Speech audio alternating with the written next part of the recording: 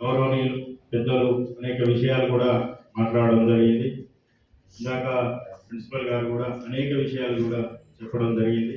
అదేవిధంగా సామన్న గారు రత్నమన్న గారు కూడా చెప్పడం జరిగింది.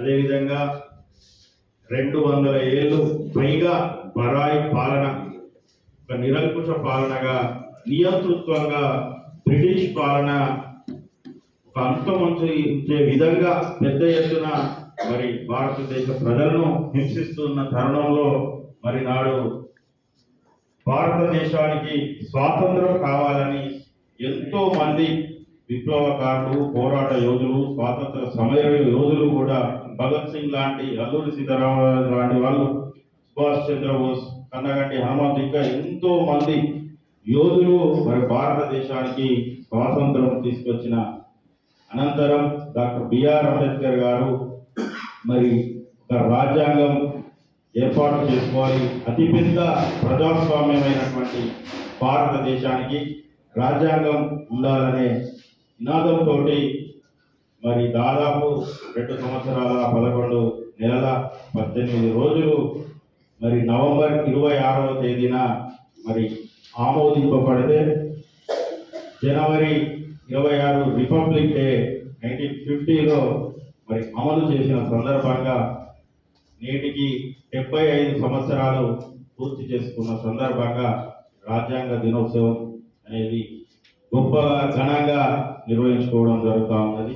ఇందులో భాగంగా అనేకమైనటువంటి ఆర్టికల్స్, షెడ్యూల్స్, అదేవిధంగా సెక్షన్స్ అమలుపరిచి దాని ప్రకారమే మరి ఈరోజు అందరూ రిజర్వేషన్స్ కానివ్వండి, ఎస్సీ, ఎస్టీ, బీసీ అన్ని అణగారిన వర్గాలు, అగ్రవర్ణాలు కూడా అనేకమైనటువంటి ఉద్యోగాలు అయితేనేమి, చట్టసభల్లోకి అయితేమి మరి వాళ్ళందరూ కూడా ఎన్నుకోబడతా ఉన్నారు ప్రజాస్వామ్యబద్ధంగా. ఇందాక మన వాళ్ళు చెప్పినట్టు మరి నాడు ఓటు హక్కు గురించి మనం ఆలోచిస్తే ఎంతో మంది ఇప్పుడు కూర్చొని కమిటీ కూర్చొని చేస్తూ ఉంటే కొందరు మాత్రం అగ్రవర్ణాలకే ఓటు హక్కు కావాలి, కొంతమంది ఏమో డిగ్రీ చదువుకున్న వాళ్ళకే కావాలి, మరికొంతమందికి ఇతరులకు మాత్రమే ఇవ్వాలంటే మరి డాక్టర్ బిఆర్ అంబేద్కర్ గారు 18 సంవత్సరాలు నిండినటువంటి ప్రతి ఒక్కరికి కూడా ఓటు హక్కు కల్పించాల్సిందే అని చెప్పినటువంటి మహోత్తర మేధావి, ఈ ప్రపంచానికి ఒక దిక్సూచి డాక్టర్ బిఆర్ అంబేద్కర్ గారని. అదేవిధంగా ఈ తెలంగాణ రాష్ట్రాన్ని కూడా మనం సాధించుకున్నామంటే అంబేద్కర్ గారు చేసినటువంటి ఈ రాజ్యాంగం తరఫునే మనం ఎన్నో పోరాటాలు చేసి సాధించుకున్నటువంటి ఘనత.